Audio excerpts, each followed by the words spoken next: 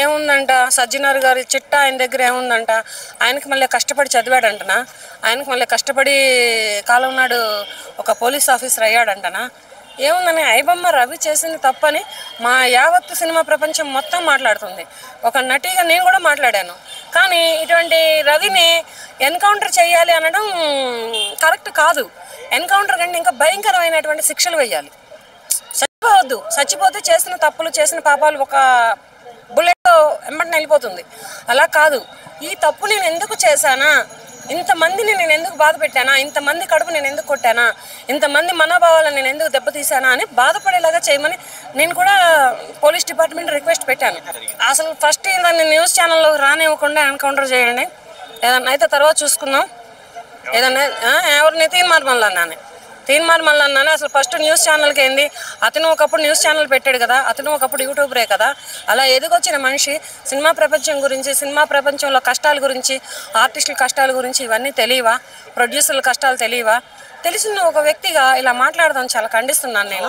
Ticket rates hike కానీ and cinema థియేటర్లో popcorns rate కానీ వాటర్ బాటిల్ రేట్లు ఎక్కువ అయిపోయి జనాలు పీడిస్తున్నారు అని చెప్పేసి మాత్రం నేను కూడా బాధపడుతున్నానండి. ఒక ప్రేక్షకురాలిగా, ఒక సినిమా అభిమానిగా, ఒక సినిమా అండ్ ప్రతి దానిట్లో ఒక నటించే ఒక నటిగా నేను కూడా బాధపడుతున్నాను.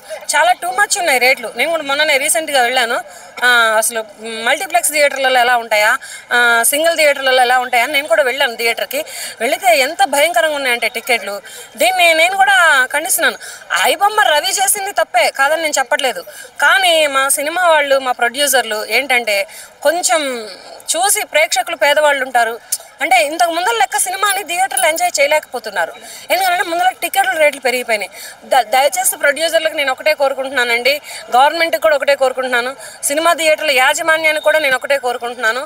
ప్రస్తుతానికి ఏంటంటే మేము ఎలా బ్రతకాలో సినిమా ప్రపంచంలో, మేము ఎంత కష్టపడాలో సినిమా ప్రపంచంలో, సినిమా చూడటానికి వచ్చే మా అభిమానులు కూడా సినిమా చూసి బ్రతకాలి కనుక దయచేసి కొంచెం రేట్లు తగ్గించండి, టికెట్ల రేట్లు పెంచొద్దు. ఒకటి నిన్న మనం దిల్రాజు గారు చెప్పారు, ఇంక ఈ సినిమాతో రేట్లు పెరగవు అని. ఒకటి గవర్నమెంట్ ఏ రేటు ప్రకటించిందో ఆ రేటుకే మేము టికెట్లు అమ్ముతాము, పెరగవు అని. దయచేసి థియేటర్లో జరుగుతున్నటువంటి దోపిడీని కూడా ఆపితే మా సినిమా ప్రొడ్యూసర్లే కానీ, గవర్నమెంటే కానీ, సినిమా యాజమాన్యమే కానీ కొంచెం కళ్ళు తెరవండి. ఏంటంటే బయట 20 రూపాయల బాటిల్ లోపల 100 రూపాయలు అంట, బయట 20 రూపాయల పాప్కార్న్ లోపల 400 రూపాయలు అంట. ఏంటి ఇంత దారుణమా?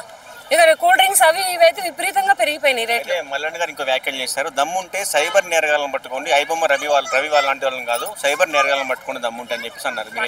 అందరూ దొరుకుతారు, ఎవరు దొరకకుండా ఇక్కడ ఎవరు ఉండరు. అందరినీ పట్టుకుంటుంది ప్రభుత్వం.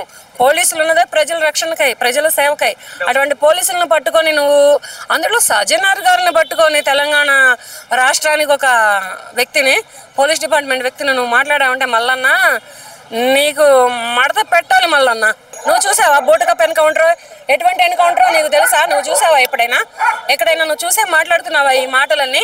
అసలు నీకు అలా మాట్లాడడానికి నోరెలా వచ్చింది?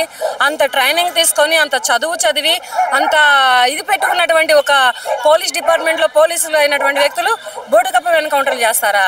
సజ్జనార్ గారు ఇక మీరు డిస్కో బాగా చేస్తున్నాడు, ఓవరు ఇంకా చూసుకోండి మీరు.